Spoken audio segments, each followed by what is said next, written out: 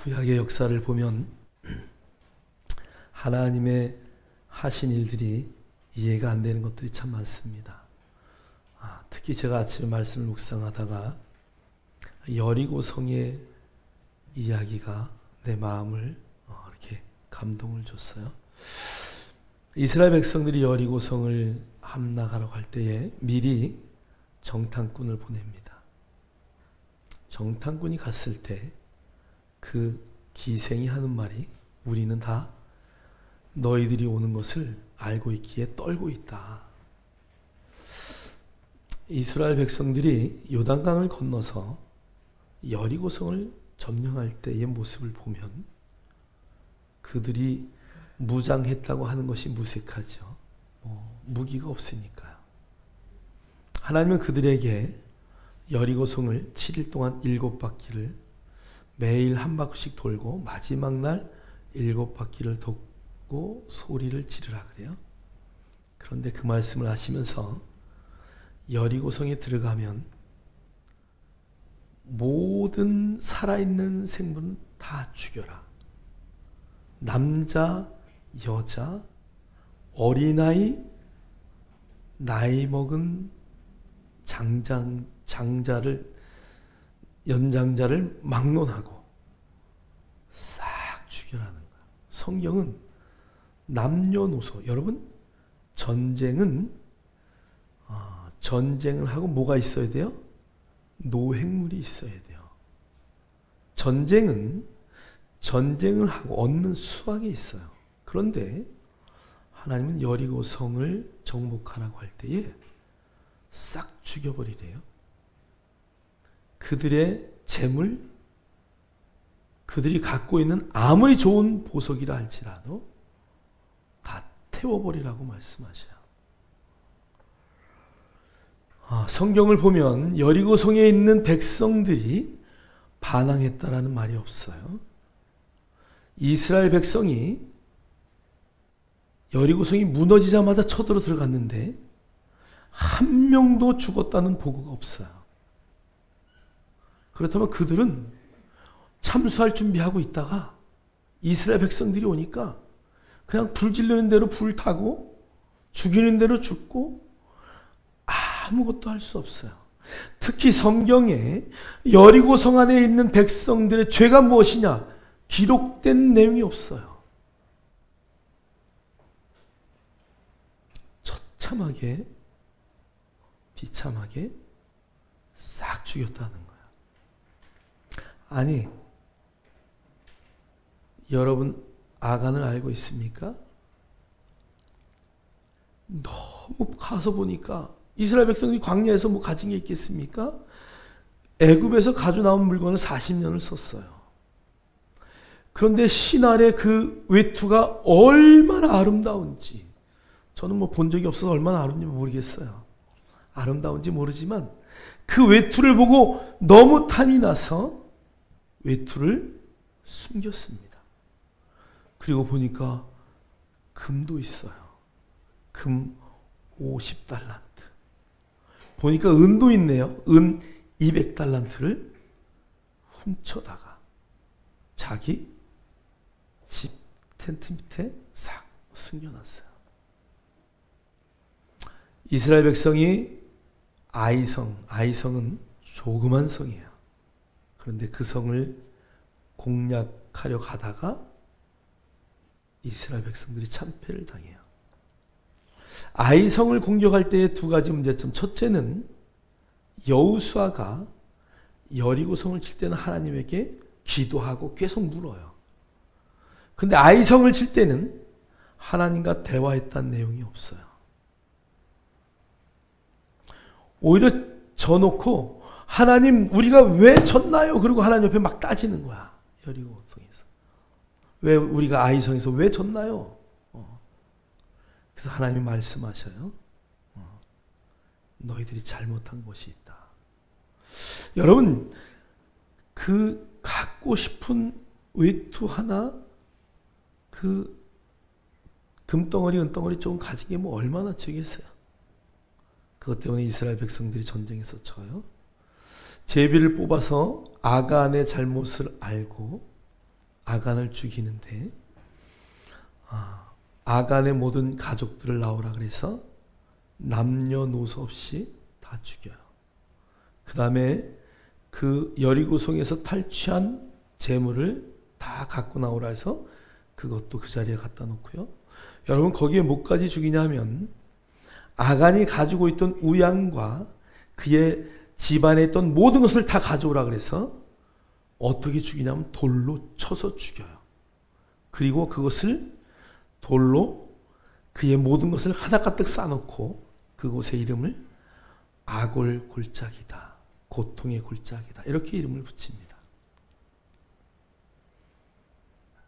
여러분 여리고 사람들이 아무것도 잘못하지 않았는데 왜 그렇게 하셨을까요?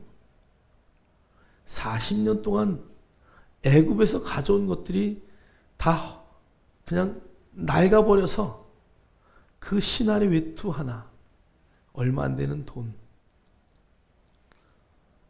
왜 그러셨을까요? 아니 아간만 죽이면 되지. 아간의 가족을 다 데려다가 아니 그 짐승들까지 아니 그가 가지고 있는 모든 것까지 다 돌을 던져서 돌무덤을 만들어 놓게 하신 이유가 무엇일까요? 모세의 이야기를 듣다 보면 안식일을 지키지 말라고 했는데 안식일 날 나무하러 간 사람이에요. 여러분 성경을 자세히 보면 톱을 들고 아니면 도끼를 들고 나무를 팬 게 아니에요. 나무 가지를 주우러 갔어요. 땔감이 없어서 나무 가지 주워다가 그것을 땔감으로 삼았는데 하나님은 그것을 죄라 그러고 그 죄인을 어떻게 죽였어요? 돌로 쳐서 죽였어요. 여러분 하나님은 어떻게 이해하시겠습니까? 여러분 그 하나님을 어떻게 이해하시겠습니까? 어떤 연예인이 결혼한 지 1년 반 만에 남편이 반신불수가 됐어요. 어떤 연예인의 간증을 들어보면 남편이 죽고 몇 달 안 돼 하나밖에 없는 아들이 죽었대요.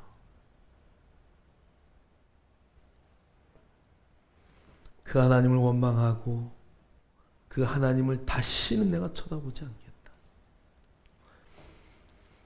여러분 하나님이 하시는 일을 여러분은 어떻게 평가하시겠습니까? 나는 그래도 하나님이 좋다. 왜 말을 드세요? 몇 분이 드시네? 그래도 하나님이 좋으십니까? 대단한 믿음이에요. 나는 하나님을 불의하다고 생각한다. 오른발을 높이 드세요. 5분이나 드셨네. 자, 한번 성경을 한번 읽겠습니다. 우리 로마서 9장 15절 16절 우리 다 같이 한번 읽겠습니다. 시작. 모세에게 이르시되 내가 긍휼히 여길 자를 긍휼히 여기고 불쌍히 여길 자를 불쌍히 여기리라 하셨으니 그런즉 원하는 자로 말미암음도 아니요 다른 박질하는 자로 말미암음도 아니요 오직 긍휼히 여기시는 하나님으로 말미암음이니라. 아멘. 아멘. 출애굽기 33장 19절에 있는 말씀을 그대로 바울이 옮겨놓은 거야. 하나님은 긍휼히 여기다. 여기 구약의 출애굽기 33장에는 이 단어를 은혜라는 단어를 썼어요. 그러니까 긍휼히 여긴다는 것은 은혜를 부어주셨다는 거예요. 내 힘으로는 어떻게 할 수 없는 그 은혜, 그 은혜를 하나님이 부으셨어요. 어떤 특별한 사람에게 하나님이 그 큰 은혜를 부었어요. 또 오늘 성경에 보니까 불쌍히 여길 자를 불쌍히 여기리라. 자비의 마음이죠. 정말 우리가 볼 땐 별로 불쌍하지 않은데 불쌍히 여기셔요. 이상구 박사가 자기의 간증을 하는데 하나님이 나를 불쌍히 여기셔서 내가 정말 하나님을 만나고 다시 돌아왔다. 그 얘기 하시더라고요. 그는 의사였어요. 의사임에도 불구하고 자기가 죽을까 봐 부적 붙이고 다녔어. 그 유명한 의사임에도 불구하고 하나님을 올바로 알지 못했죠. 다시 돌아와서 하나님 나를 불쌍히 여겼대요. 여러분이 불쌍히 여겼다는 이야기는 돈이 많고 권력이 많고 뭐 명예가 있고 여러분 그렇다고 괜찮은 게 아니에요. 저와 여러분은 그런 시각을 갖길 원해요. 예수 없는 사람이 얼마나 불쌍한지. 세상 가운데 가진 거 세상 거는 다 가졌어도 더 채우려고 하는, 왜요? 예수가 없기 때문에. 그 안에 하나님이 있어야 만족함이 있는 거예요. 여러분 하나님은요, 오늘 성경에 보니까 긍휼히 여길 자를 긍휼히 여기시고 정말 은혜를 베풀 자를 은혜를 베푸시는 하나님이에요. 그런데 세상 사람들은 왜 하나님 저 사람에게는 저렇게 하고 왜 나한테는 이렇게 하세요?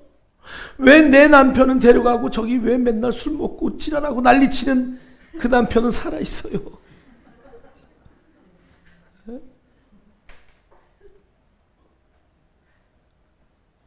다 누구의 잣대로, 내 잣대로 보기 때문에 그래요.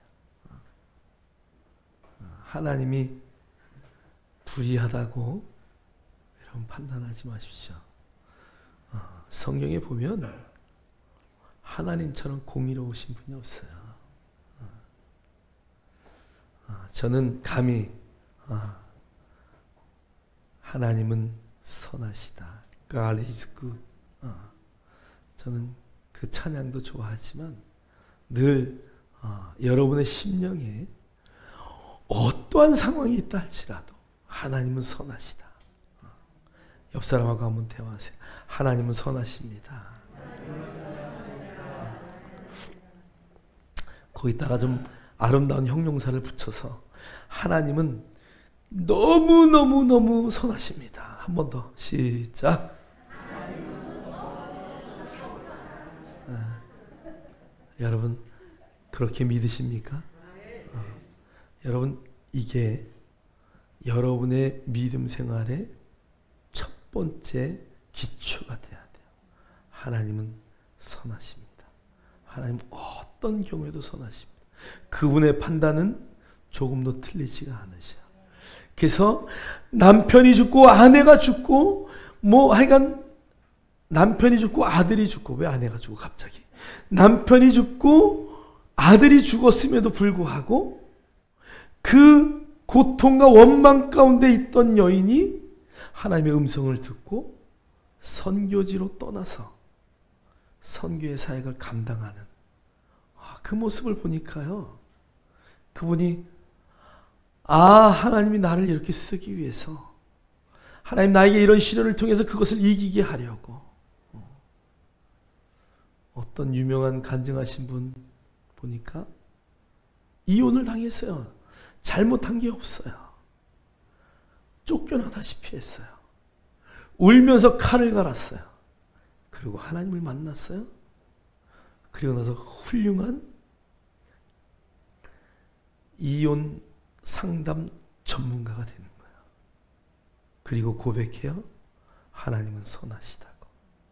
하나님이 나를 통해서 이렇게 많은 사람을 세우고자 하는 이런 계획이 있었다고.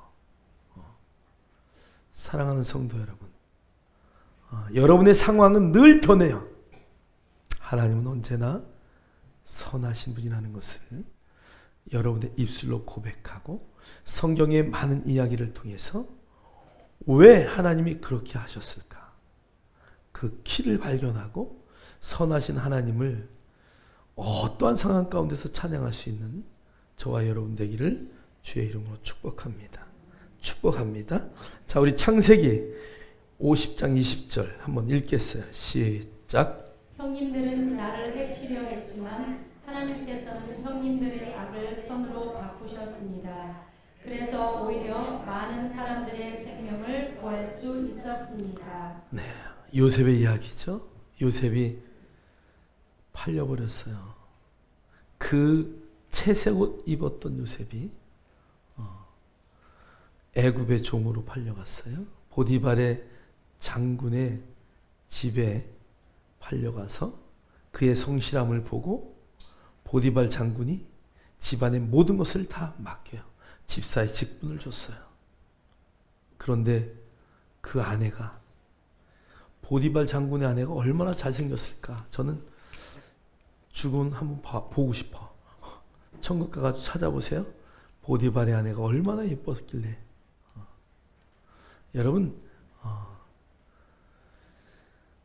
그 당시에 미녀가 아니면 보디발 장군은 시위대장이에요. 그러면 왕의 완전 측근이잖아요.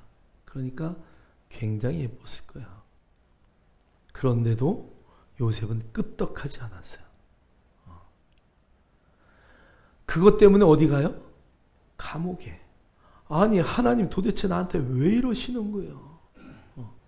그리고 반문할 수도 있는데 감옥에 가서 왕궁의 모든 이야기를 다 떡관원장, 술관원장을 통해서 듣게 되고 그들의 인생을 이어내주고 총리로 등극해요. 형들을 다 이사 오게 해서 그 고센 땅에서 이스라엘 백성이 살게 돼요. 아버지 야곱이 죽고 나니까 형제들이 부들부들 떠는 거예요. 큰일 났다. 이제 요셉이 아버지가 없으니까 복수하겠지. 근데 오늘 요셉이 고백하는 거예요. 하나님은 악을 뭘로 바꾸신다고요? 선으로 바꾸시는 거예요. 하나님은 악을 뭘로 바꾸신다고요? 선으로 바꾸셔요. 여러분의 삶에 아무리 어려운 환경이 처해 있다 할지라도 여러분 인식하십시오. 하나님은 악을 선으로 바꾸시는. 아무리 우리의 삶에 고통과 어려움이 있다 할지라도 하나님 반드시 그것을 선으로 바꾸실 것입니다. 저와 여러분이 하나님에 대한 그런 고백이 확실해야 돼요.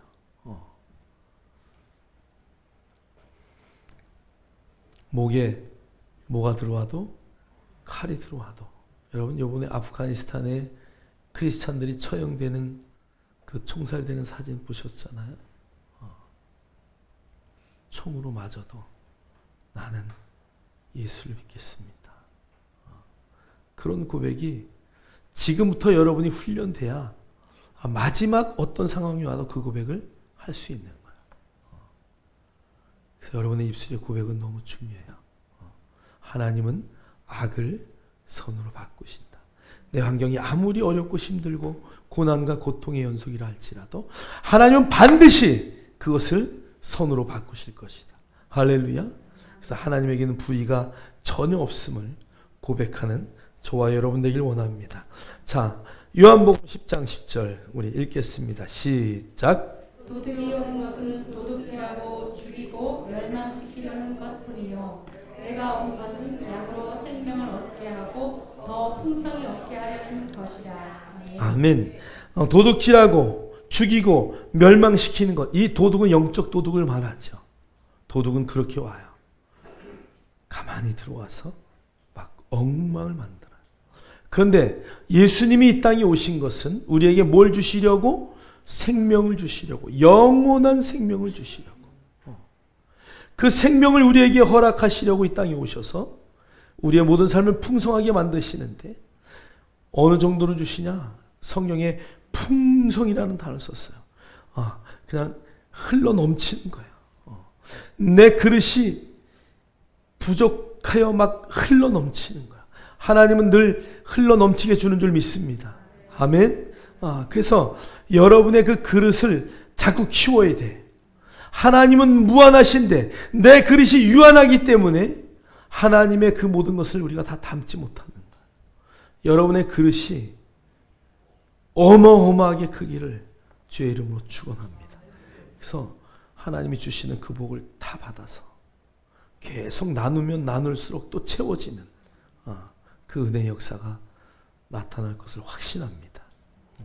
사르밧 과부를 보세요. 그릇이 떨어지니까 기름병에 기름이 멈추잖아요.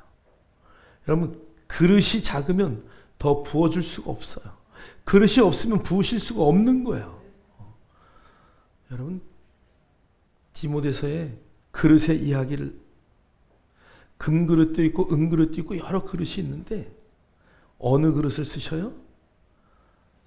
깨끗한 그릇을 하나님 쓰셔요. 금그릇이 문제가 아니에요. 은그릇이 문제가 아니에요. 깨끗할 때. 여러분 그냥 비우셔야 돼. 그래야 하나님의 것으로 채워지는 은혜 역사가 반드시 나타날 것을 확신합니다. 여러분, 그래서 하나님은 선한 하나님이시다. 항상 악도 선으로 바꾸시고 우리에게 생명을 풍성히 부으시는 정말 가장 좋은 하나님이시다라는 것을 여러분 절대 잊지 않기를 주의 이름으로 축원합니다. 자, 그런데 우리가 구하여도 받지 못하는 이유가 뭐냐? 바로 정욕으로 구하기 때문에 그래요. 그래서 여러분, 기도의 세 가지. 기도는 반드시 응답이 되는데, 첫 번째, 기도하면 바로 응답이 된다. 두 번째, 기도할 때 하나님이 기다리라고 하신다. 하나님이 기도할 때 내가 구하는 것보다 더 좋은 것으로 주신다. 여러분, 이 세 가지를 절대 잊지 마셔야 돼요. 기도하면 반드시 받는다. 그런데 두 번째는 내 때가 아니라 누구 때? 하나님 때에 주신다. 그런데 주시는데 어떻게 주시냐? 내가 구한 것보다 더 좋은 것으로 주신다. 여러분, 첫 번째, 내가 기도하면 바로 주신다. 두 번째, 기도할 때 하나님이 기다리시라 그런다. 세 번째, 기도할 때 내가 구한 것보다 더 좋은 것으로 주신다. 여러분, 몇 번을 선택하시겠습니까? 예? 1번 한번 손들어 보세요. 나는 2번을 원합니다. 왼발 드세요. 아니요, 저는 3번 구한 것보다 더 좋은 것 주기를 원합니다. 오른발 드세요. 5분 드셨네. 여러분, 구하면 바로 주는 것이 가장 좋은 기도예요. 근데 기다리라 그러는 것은 아직 내 때가 아니에요. 하나님 때가 아니고 줘도 내가 받을 수 있는 그릇이 준비가 안 됐다는 거예요. 그럼 구했는데 하나님이 바꿔주신다. 이건 무슨 얘기예요? 뭘 구할지도 모른다는 얘기예요. 무슨 얘기인지 이해되셔요? 내가 뭘 구해야 되지? 이것도 모르고 구하는 거야. 떼 쓰는 거야. 그래서 여러분, 기도하면 바로 즉답받는 은혜의 역사가 있기를 주의 이름으로 축원합니다. 근데 만약에 즉시 못 받으면 하나님의 때를 기다리십시오. 근데 기다리다가 내가 금 10냥을 구했는데 100냥이 왔다. 그러면 내가 잘못 구했구나. 그것을 깨달으셔야 돼. 할렐루야. 그래서 여러분, 기도하면 반드시 주세요. 그런데 우리가 정욕으로 구하면 그 정욕이 하나님의 손으로 바뀔 때까지 하나님이 인내하시는 거예요. 그렇게 기도할 수 있는 저와 여러분 되기를 주의 이름으로 축원합니다. 오늘 두 번째의 주제는 누가 감히 하나님의 뜻을 거슬겠습니까? 우리 한번 로마서 9장 17, 18절 한번 읽겠습니다. 시작. 성경이 바로에게 이르시되 내가 이 일을 위하여 너를 세웠으니 곧 너로 말미암아 내 능력을 보이고 내 이름이 온 땅에 전파되게 하려 함이라 하셨으니 그런즉 하나님께서 하고자 하시는 자를 긍휼히 여기시고 하고자 하시는 자를 완악하게 하시느니라. 아멘. 오늘 바로에게 내가 이 일을 위하여 너를 세웠다. 그리고 너로 말미암아 내 능력을 보이겠다. 그러니까 바로가 끝까지 막 하나님을 대적하지 않았다면 하나님의 능력이 모든 사람에게 다 드러나지 않았겠죠. 그죠? 아마 바로가 딱 갔을 때 모세가 가서 야, 내 백성들 가야 되니까 좀 보내라. 그랬을 때 아이고 그렇게 하십시오. 하나님 명령인데 이러고 만약 끝났으면 하나님의 능력이, 하나님의 기적이, 하나님의 표적이 우리에게 밝히 보여지지 않았을 거예요. 그래서 여러분, 구약 성경을 읽을 때 우리는 왜 이 사건이 이렇게 나타나야 했을까? 우리에게 주는 하나님의 진정한 의도가 무엇일까? 그래서 구약은요, 다 뭐예요? 하나님이 보여주시려고 했던 너희들 이렇게 하면 안 되라는 것을 보여주기 위한 샘플이라는 것을 여러분 잘 이해하셔야 돼요. 그래서 그 수건에 가렸던 모든 사건들이 그게 진짜인 줄 알고 오늘날도 하나님이 강팍하게 이렇게 만들고, 아니요, 여러분 그렇게 생각하시면 오산이에요. 오늘 바로가 그렇게 쓰임을 받는 거예요. 오늘날 믿는 모든 사람들에게, 오늘날 예수를 믿지 않는 모든 자들에게 너희들 예수를 믿으면 이렇게 변화되는 거야. 너희들이 예수를 영접하지 않고 믿지 않는다면 너희들은 이렇게 될 것이야 라는 것을 보여주기 위한 표본이요 샘플이기 때문에 그렇다는 것을 여러분들 이해하셔야 돼요. 그래서 오늘 그 하나님의 능력, 그 하나님의 이름이 온 땅에 전파되게 하려고 그 당시에 가장 강대국이었던 그 이집트, 애굽을 들어서 쓰는 거야. 그러면서 오늘 하나님이 말씀하셔요. 긍휼히 여기고자 하는 자를 나는 하나님께서 하고자 하는 자를 긍휼히 여기시고 하고자 하는 자를 완악하게 하시느니라. 그러니까 하나님의 주권을 말씀하고 있어요. 그래서 하나님을 향하여 하나님 왜 이렇게 하셔요? 왜 저렇게 하셔요? 그리고 삿대질하고 따져봐야 그 사람만 손해야. 할렐루야? 한 명도 따지는 분이 없는 것 같아. 여러분 삶에 어떠한 상황 가운데서도 하나님 이 사건을 통해서 내가 깨달아야 할 것이 무엇입니까? 그것을 묻는 것이 현명하지. 하나님 왜 이렇게 하셨어요?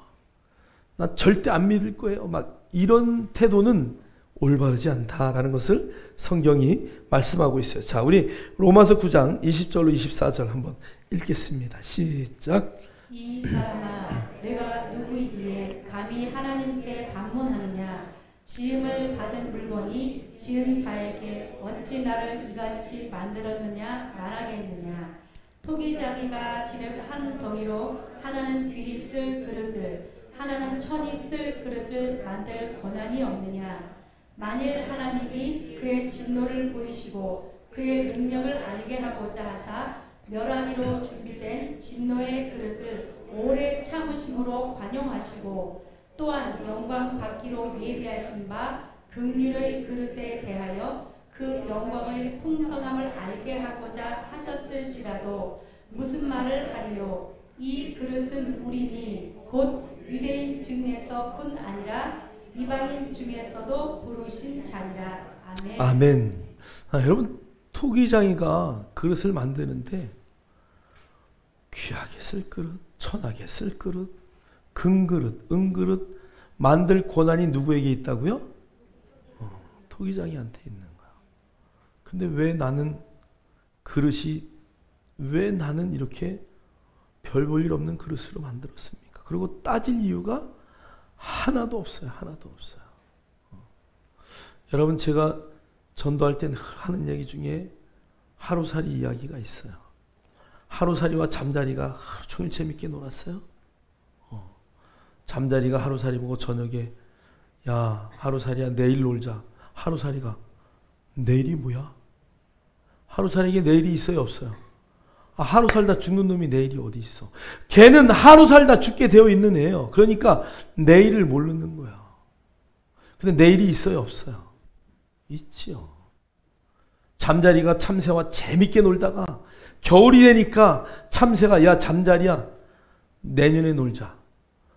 잠자리가 내년이 있어요 없어요? 요 앞에 보세요. 잠자리가 수도 없이 죽었어. 겨울이 되니까. 잠자리는 그 한때 살고 죽는 거야. 내년이 있어요 없어요? 있어요. 근데 잠자리는 몰라요. 잠자리는 거기까지 쓰임 받는 거야. 참새하고 사람이 놀았어요. 1년을 재밌게 놀았어요. 사람이 참새에게 말해. 참새야 나 이제 공부해야 돼. 나 25살 장가갈 때 놀러 와라.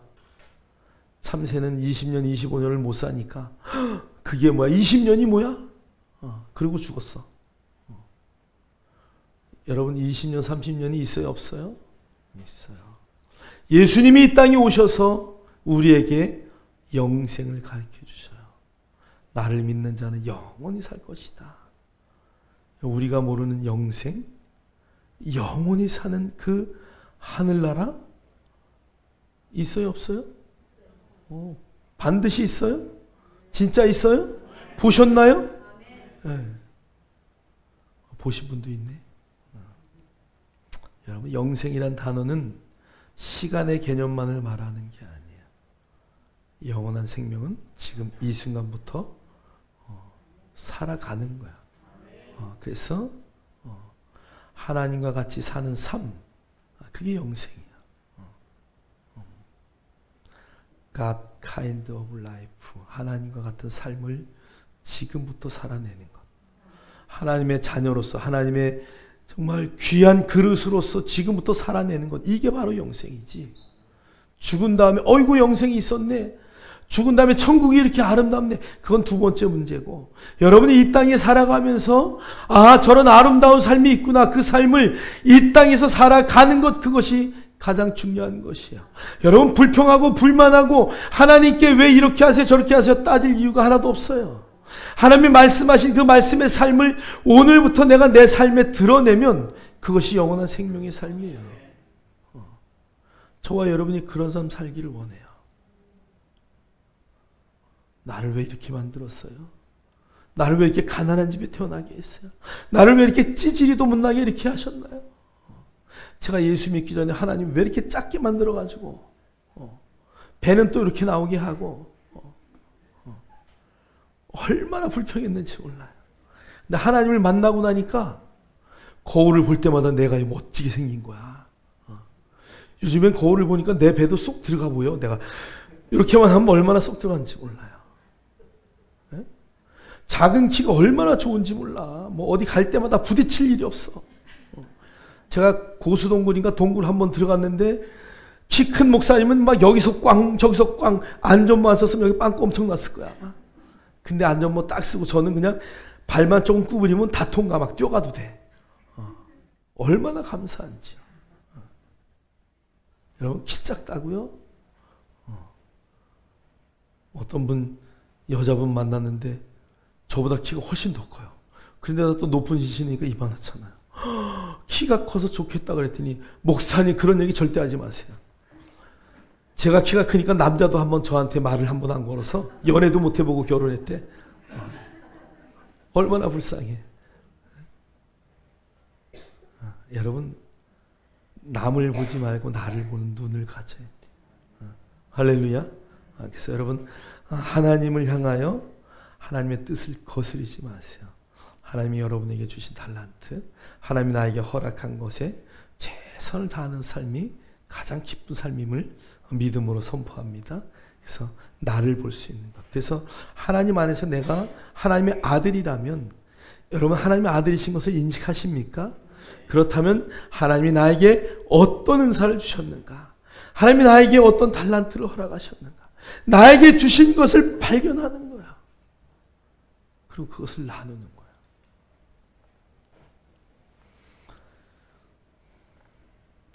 우리 교회에서 후원하는 그 태학사랑교회 목사님 만나가지고 지난주인가 지난주에 식사를 했어요.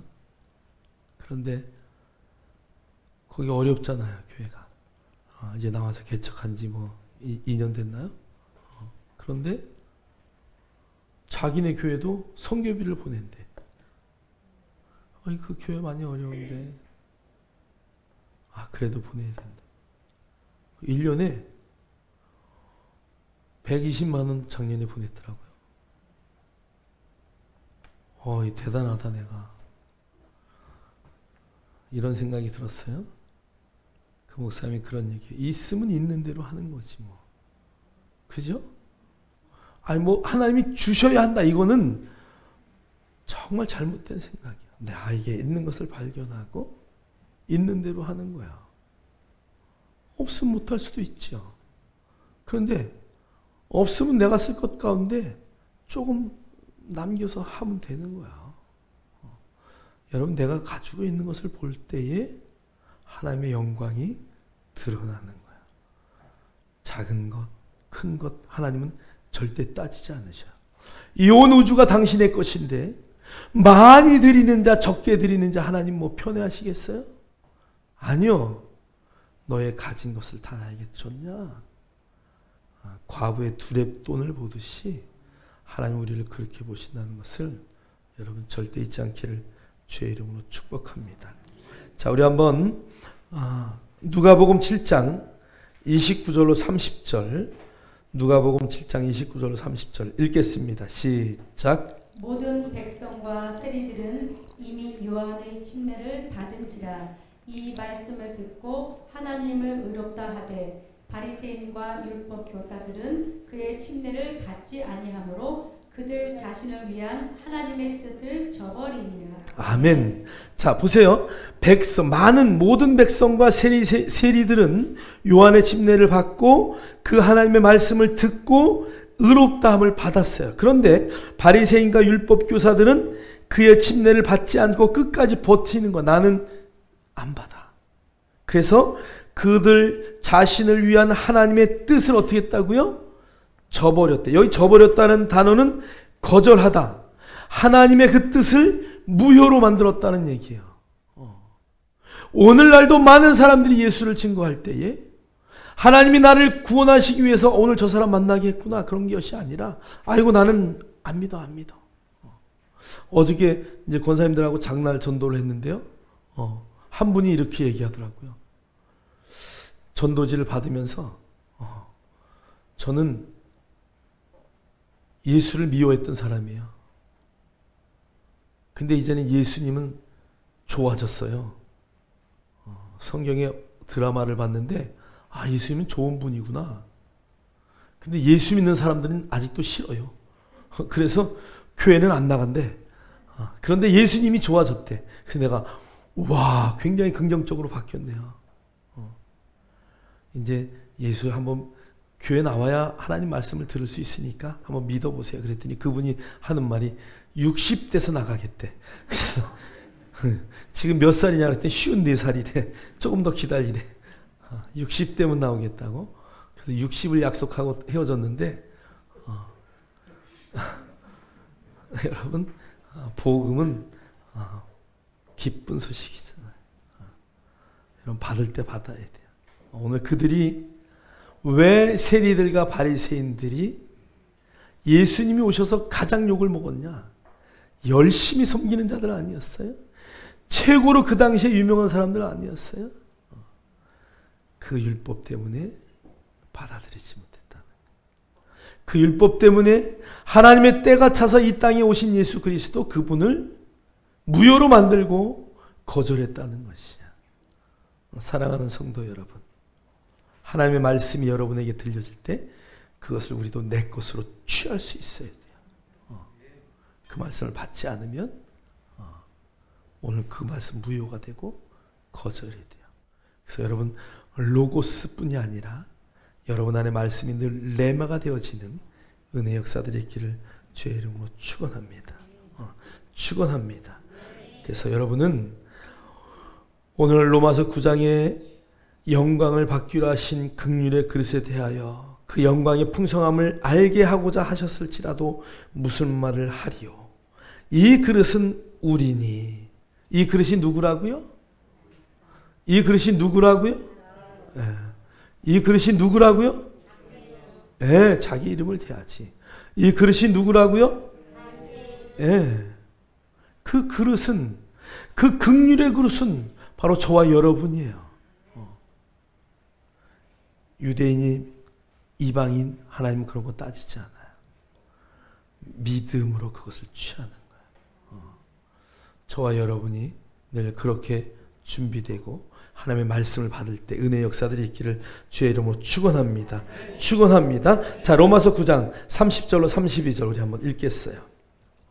그런즉 우리가 무슨 말을 하리요? 의를 따르지 아니한 이방인들이 의를 얻었으니 곧 믿음에서 난 의요. 의의 법을 따라간 이스라엘은 율법에 이르지 못하였으니 어찌 그러하냐? 이는 그들이 믿음을 의지하지 않고 행위를 의지하니라. 부딪힐 돌에 부딪혔느니라. 아멘. 아멘. 그래서 하나님은 우리가 선하시다. 하나님에게는 불의가 조금도 없다. 그 다음에 하나님의 뜻은 완벽하다. 그래서 그 뜻을 내가 받아들이기만 하면, 하나님이 완벽하다는 것을 내가 마음에 취하기만 하면 여러분은 어디로요? 의의 길로, 하나님의 영광의 길로 인도함을 받는 사람들이에요. 그래서 오늘 성경은 이렇게 말해요. 그런즉 우리가 무슨 말을 하리요? 의를 따르지 아니한 이방인들이 의를 얻었으니 곧 믿음에서 난 의요. 그 다음에 의의 법을 따라간, 그 율법을 따라간 이스라엘은 율법에 이르지도 못하고 하나님도 알지 못하고 예수 그리스도도 받아들이지 못해요. 자, 그래서 오늘 성경이 32절에 이렇게 말해요. 어찌 그러하냐? 이는 그들이 믿음을 의지하지 않고 행위를 의지함이라. 할렐루야. 여러분, 의인이 되는 것은 여러분의 어떠한 행위가 조금도 필요하지 않다는 것을 성경은 계속 이야기하고 있어요. 저와 여러분이 의롭게 되는 것은 우리가 어떤 믿음의 행위 때문에 되는 것이에요? 절대 그렇지 않아요. 우리가 의롭게 되는 것은 오직 예수 그리스도 그분으로 말미암는 거야. 그런데 오늘 성경을 보니까 믿음을 의지하지 않고 행위를 의지했다. 여기 의지했다라는 단어가 에크라는 단어인데요. 발단, 뿌리, 근원 이런 뜻이에요. 자, 그러니까 오늘 그 믿음을 뿌리로 삼지 않고 행위를 뿌리로 삼는 자들은 의롭다고 여길 수가 없다, 그 얘기하는 거야. 여러분의 뿌리는 어디에 있습니까? 여러분의 뿌리는 예수 그리스도 안에 있어야 돼요. 그분 안에 있어야 돼요. 나는 그분을 믿기 때문에 나는 이렇게 할 수 있어. 여러분의 모든 인생의 뿌리가 그 믿음 안에 있기를 주의 이름으로 축원합니다. 그래서 의는 믿음에 의해서 잉태되어지는 거예요. 그래서 믿음에서 난 의, 여러분의 행위가 앞서지 않기를 주의 이름으로 축원합니다. 축원합니다. 유대인들은 그 율법 때문에 내가 뭘 해야지, 내가 이렇게 해야 복을 받아. 아니요, 여러분, 이미 우리는 복받은 자인 줄 확신합니다. 그렇기 때문에 우리는 그냥 복을 나눠주는 자가 돼야 돼요. 아브라함의 자손이라면 아브라함의 복이 이미 우리 안에 들어와 있다는 이야기예요. 창세기 12장 1절에 보면 하나님이 너 본토 친척 아비집 다 버려라. 첫 번째는 비우는 거예요. 2절에 가니까 하나님이 내가 내게 복을 주어 그리고 너는 복이다라 그랬어. 복이다. 창세기 12장 2절은 아브라함이 본토 친척 아비집을 다 비웠더니 내가 이제 너에게 복을 주겠다. 그래서 너는 복이다. 그래서 복의 근원을 삼으셨어요. 그리고 나서 3절은 네가 축복하는 자에게 내가 축복을 주고 네가 저주하는 자에게 내가 저주하겠다. 그러면서 너 그 복을 나눠라 그러는 거야. 그러니까 여러분, 우리 안에 이미 우리가 아브라함의 자손이라면 아브라함의 복이 이미 누구 것이에요? 내 것이요. 그러니까 여러분, 복 달라고 기도하시면 안 돼요. 기복신앙이에요, 그거는. 하나님 복 주세요. 내가 이렇게 하면 하나님 이렇게 해주세요. 조건을 걸면 골치 아파져. 어떤 분이 우리 교회 오는데, 목사님, 저는 이 교회가 너무 좋습니다. 정말 오고 싶어요. 이번에 목사님이 바뀌게 됐어요. 그래서 교회를 옮기려고 하는데 목사님 교회 오고 싶은데 목사님 조건이 한 가지 있어요.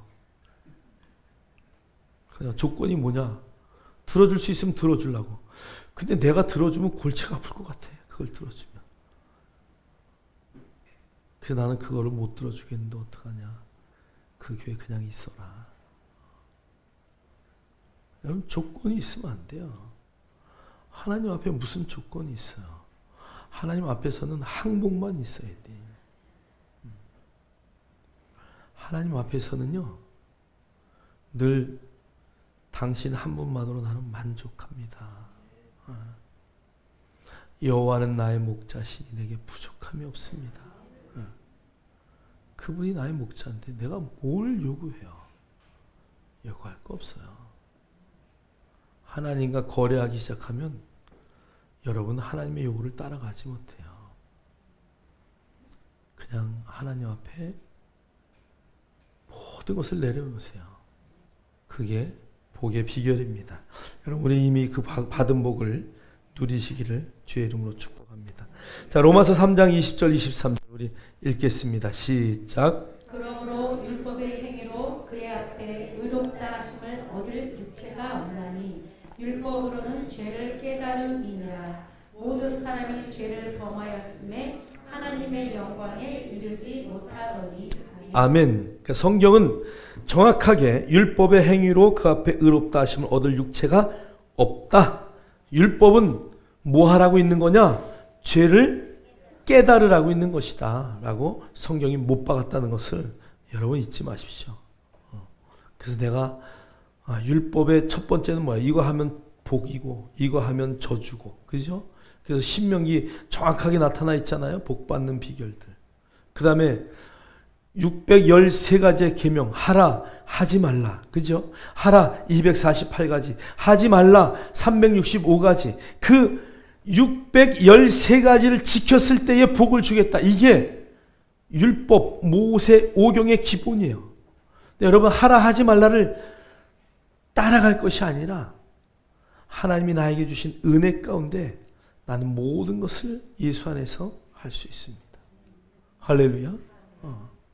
요한복음 14장 12절에 말씀하신 것처럼 예수를 믿는 자는 예수님이 하신 일을 너희도 할 것이다.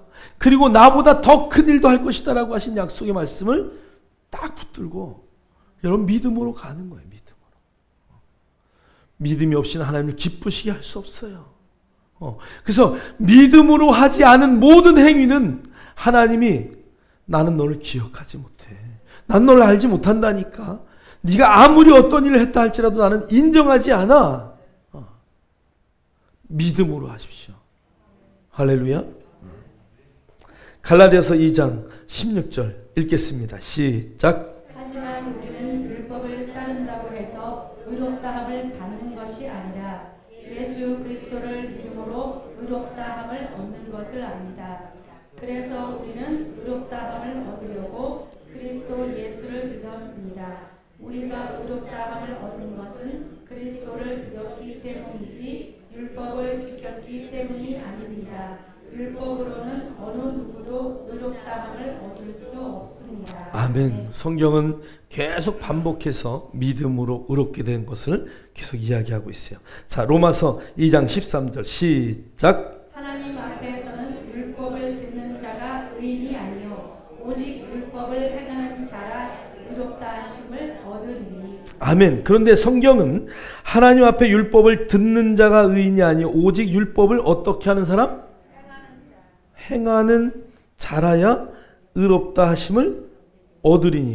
이거 갑자기 이상하죠, 분위기가. 그죠? 율법을 듣는 자가 의인이 아니요 오직 율법을 행하는 자라야 의롭다 하심을 얻으리니. 자, 지금까지는 율법으로는 의롭게 될 수 없다고 말했어요. 근데 오늘 성경에 보니까 율법을 듣는 자가 있고 율법을 뭐 하는 자가 있어요? 행하는 자가 있어요. 율법은 그러면 의로운 거예요? 안 의로운 거예요? 원래 의로운 거예요. 가장 선한 거예요. 자, 그럼 우리가 말하는 율법의 많은 부분은 하나님의 계명 위에 덧붙여진 것들이 더 많고요. 그 다음에 율법의 진정한 의도를 깨닫지 못해서 그렇다는 거야. 그러니까 율법은 우리가 어떻게 해야 돼요? 지켜야 되는 거야. 행해야 되는 거야. 자, 그럼 어떻게 행하느냐? 성경을 읽겠어요. 야고보서 22장 2장 22절 24절 시작. 내가 보거니와 믿음이 그의 행함과 함께 일하고 행함으로 믿음이 온전하게 되었느니라. 이로 보건대 사람이 행함으로 의롭다 하심을 받고 믿음으로만이 아니니라. 예, 자, 그러니까 믿음이 그 행함과 함께 일하고, 그러니까 어떻게 일을 했다는 얘기예요? 믿음 안에서 일을 했다는 거야. 난 믿음으로 해. 믿음으로 해. 오늘부터 내가 믿으니까 하나님 믿습니다. 그러고 감나무 밑에서 입 딱 벌리고 있으면 어떻게 될까? 아무것도 안 일어나. 믿음이 안에 들어오면 행동하게 되어 있어요. 여러분, 아프가니스탄의 크리스찬들이 그 죽음 앞에서도 왜 나는 예수를 믿겠다고 행동을 할까요? 그 안에 뭐가 있으니까? 믿음이 있으니까 죽음 앞에서 두려워하지 않는 거야. 너 오늘 그 예수를 믿지 않는다고 하고 알라를 너의 신으로 여겨라. 그러면 내가 너 살려줄게. 그런다 할지라도 나는 알라를 그렇게 안 한다는 얘기예요. 나는 오직 예수 그리스도 그분을 믿습니다라고 이 안에 믿음으로 먼저 말하는 그 행동이 있다는 것이. 여러분의 모든 행동은 믿음이 뿌리가 되어야 된다는 것을 성경이 말해요. 자, 마가복음 3장 35절 읽겠어요. 시작. 누구든지 하나님의 뜻대로 행하는 자가 내 형제요 자매요 어머니이니라. 아멘. 그래서 하나님의 뜻대로, 하나님의 의도, 그것이 바로 율법이에요. 하나님의 뜻, 믿는 자들이 잘 되는 게 하나님의 뜻이에요. 할렐루야. 하나님의 뜻은 저와 여러분이 이 땅에서 풍성한 삶을 누리는 것이 하나님의 뜻이에요. 아이고, 하나님이 오늘 저녁 시간에 이제 시험과 유혹과 미혹에 대해서 저녁 시간에 나누려고 하는데, 하나님은요, 여러분을 미혹하지 않아요. 하나님은 여러분을 유혹하지 않아요. 하나님은 여러분을 시험할 뿐이에요. 아브라함에게 그랬듯이 복 주시려고 시험하는 거예요. 복 주시려고. 여러분, 시험이란 단어가 테스트잖아요. 그죠? 시험을 봐야, 기말고사를 봐야 다음 학년 올라가듯이, 여러분 인생에 그런 시험이 있을 때, 이게 하나님이 주는 테스트인지 아니면 내가 뭘 잘못해서 오는 건지 아니면 사단의 유혹인지 이것을 딱 깨닫고 그것을 통과할 때에 한 버전 업그레이드 되고 그 위에 하나님이 부으시는 놀라운 풍성함이 있는 거야. 그래서 우리가 분별해야 돼. 분별해야 돼. 그래서 여러분, 하나님의 뜻대로 행하는 자, 하나님의 그 의도대로 살아가는 자, 그게 바로 믿음으로 행하는 사람. 저와 여러분이 그런 삶을 살아내기를 주의 이름으로 축원합니다. 축원합니다. 자, 그래서 우리는 로마서 12장 2절 결론을 말하겠어요. 로마서 12장 2절 읽겠습니다. 시작. 너희는 이 세대를 본받지 말고 오직 마음을 새롭게 함으로 변화를 받아 하나님의 선하시고 기뻐하시고 온전하신 뜻이 무엇인지 분별하도록 하라. 아멘. 아멘. 만약에 여러분의 인생에 하나님이 왜 이럴까? 하나님 도대체 나한테 왜 이래요? 이런 하나님이 좀 불의하다라고 생각이 드십니까? 여러분의 인생에 하나님의 뜻이 내 뜻하고 맞지 않아. 하나님 도대체 왜 이러세요? 그렇게 여러분의 삶을 바라보고 여러분에게 펼쳐지는 상황을 보고 여러분이 흔들릴 때가 있습니까? 그때 여러분 오늘 로마서 12장 2절을 봐야 돼요. 오늘 성경은 너희는 이 세대를 본받지 말고, 여기 본받다라는 단어는요, 같은 모양이 되다 이거예요. 이 세상과 같은 모양이 되지 말고 오직 마음을 새롭게 하라는 얘기는 마음을 갱신하라는 이야기예요. 그래서 그렇게 됨으로 변화를 받아서 하나님의 선하시고 기뻐하시고 온전한 뜻이 무엇인지 뭐하라고요? 분별하라. 성경은 우리에게 판단하지 말라 그래. 크리조. 판단하지 말라. 저 사람은 왜 저래? 저 사람은 왜 저 모양이야? 아이고, 그런 거 하지 마시고 하나님의 말씀을 통해서 뭘 하라고요? 분별해야 돼. 오늘 이 시험이, 이 유혹이, 오늘 이 하나님의 불의한 모습이 왜 나에게 비춰졌을까? 하나님이 그것을 통해서 내가 어떤 것을 분별하라고 하는 것일까? 하나님은 선하시고 기뻐하시고 온전하신 분이신데 내가 그 뜻을 어떻게 분별할 것인가? 그것은 여러분의 마음을 바꾸는 것이에요. 이 세상의 잣대로 보지 말란 얘기예요. 여러분이 세상을 바라볼 때에 하나님의 시력으로 세상을 봐야 돼요. 하나님의 시선으로 보셔야 돼요. 하나님의 눈으로 세상을 볼 수 있는 그 영안을 열려면 여러분의 마음을 바꿔야 돼요. 많은 사람들은 나에게 펼쳐진 환난은 엄청나게 커 보이고 상대방에게 있는 고난은 조그맣게 생각해요. 제가 실수를 한 적이 있어요. 어떤 분에게. 아들 군대 갔다며 요즘 몇 개월 되지도 않는데 그랬더니 목사님 몇 개월이 뭐예요? 지금 우리 아들이 지금 저렇게 고생하고 있는데.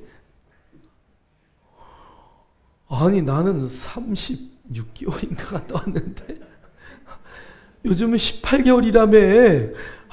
그걸 가지고 그렇게. 목사님 그렇게 하지 마세요. 그때와 지금은 애들이 뭐가 다르다 그러면서 막 눈물을 흘려가면서. 그래서 내가 괜히 미안하더라고. 나의 잣대로 보니까. 더군다나 저는 딸 둘이 있으니까 뭐 군대 보낸 자식이 없어서 전혀 감각이 없어요. 사랑하는 성도 여러분, 작은 것 하나라도 나의 마음과 생각으로 남을 판단하지 마시고 여러분 하나님의 마음을 갖고 분별하셔야 돼요. 하나님이 불의하다고 생각하십니까? 하나님의 뜻이 여러분의 뜻과 맞지 않는다고 생각하십니까? 여러분 분별하십시오. 분별하셔서 하나님의 그 놀라운 뜻, 하나님의 놀라운 의를 발견하시고 그것을 붙들고 믿음으로 승리하는 저와 여러분 되기를 주의 이름으로 축원합니다. 축원합니다. 기도합니다. 하나님 감사합니다. 오늘도 로마서를 통해서 우리에게 주신 말씀이 우리 안에 힘이 되고 능력되게 하옵소서. 우리 인생에 하나님이 불의한 것처럼 보이고 하나님의 뜻이 내 뜻과 맞지 않다고 생각될 때에 하나님 오늘 말씀들이 생각나게 하셔서 선하신 하나님, 위대하신 하나님, 조금도 1.1핵도 변함이 없으신 하나님, 하나님 그 하나님의 말씀을 통해서 내 생각을, 내 마음을 바꾸게 하시고 하나님의 기뻐하시고 온전하시고 하나님의 그 놀라운 뜻이 무엇인지를 분별하여 세상 모든 사람들에게 하나님의 놀라운 마음, 하나님의 의도, 하나님의 놀라운 뜻을 증거하는 믿음의 역사들이 나타나게 하옵소서. 한 주간도 이 말씀 붙들고 승리하길 원합니다. 한 주간도 이 말씀을 붙들고 상황을 보지 않고 하나님을 보고 승리하는 믿음의 성도들이 되기를 축원합니다. 예수님 이름으로 기도하옵나이다. 아멘. 우리 찬송 50장